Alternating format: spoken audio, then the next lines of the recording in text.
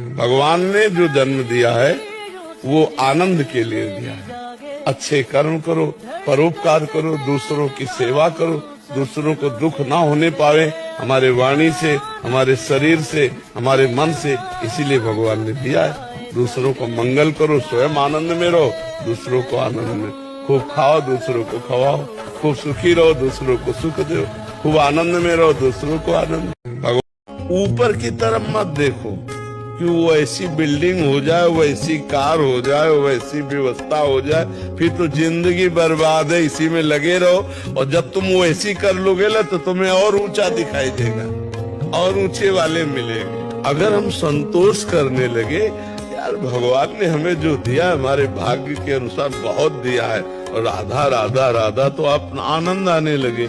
लेकिन वो दूसरों को देख देख करके जलता है, परेशान होता है, कभी तृप्ति किसी को नहीं है। कभी भी भगवान से अपनापन करके मांगना, फिर देखना फोन नंबर तुरंत लग जाएगा। अपनापन करके हम लोग भगवान से, ये ठाकुर जी हमारा काम बन जाए, हम 500 रुपए भोग चढ़ा देंगे। यार नौकर समझे क्या कि 500 में काम कर देंगे? नहीं लोग कहते ऐसे नहीं, ऐसे कभी पूर्ति नहीं होगी। लक्ष्मी जी नाराज हो जाती है, हमारे पति को नौकर समझ रहा, कह रहे 500 में इतना काम कर दो। नहीं लोग कहते कि देखो 56 भोग लगाएंगे। ऐसे भगवान नहीं, ऐसे भगवान जैसा भी हो नाथ आपका हो। प्रभु आपने गृहस्थी दी, ये काम दिया, ये समस्या है, नाथ आप जैसे उचित समझिए ये समस्या का समाधान। प्रभु आपके सिवा कोई नहीं। ये है अपनेपन से भगवान से बात करना। ऐसी बात करके देखो फौरन सुनते हैं। लोगों के कहने से हमें कोई प्रभाव नहीं पड़ना। हमें अपना जीवन सुदृढ़ अपने लिए रखना चाहिए। हम जैसे हैं हमारे भगवान जानते हैं। ये क्या कहता है इस बात पर हमें ध्यान देंगे। लोग लोगों की बातों के लिए जीते हैं कि लोग हमें अच्छा कहें। आप अच्छे जियो, पूरा संसार अच्छा कहेगा, आज नहीं तो कल कहेगा। चलो तो सही ढंग से चलो। दुख के अवसर पर हमें हमारे विचार बचाते हैं हमको। अभी हम अपने विचार में अपने को बीमार मान ले तो हम कल से आने लायक नहीं रहेंगे। ध्यान रखना, हम आज अब भी नहीं मानते कि हम बीमार हैं, तो हमारी निगेटिव सोच जो है ये बिना वजन के नहीं जाएगी। और अगर ये बनी रही तो अरबों रुपया हो, खूब बड़ा पद हो, पति, व्यवस्था, पत्नी, सब कुछ हो, लेकिन नकारात्मक सोच तुम्हें चैन से नहीं रहने देगी। कभी कोई यहाँ 5 पैसा मत चढ़ाओ, कभी कोई यहाँ 1 सेव संतरा मत लाओ, कभी किसी से कोई याचना नहीं। हमारा भगवान से चलता है, तुम अपना कल्याण कर लो। हम जो आपको उपदेश करते हैं, जो आपको सलाह देते हैं, वो केवल आपके मंगल के लिए देते हैं। ये कोई दुकान नहीं कि हम सत्संग बेच रहे हो। यहाँ अध्यात्म बिकता नहीं है, अध्यात्म का दान होता है।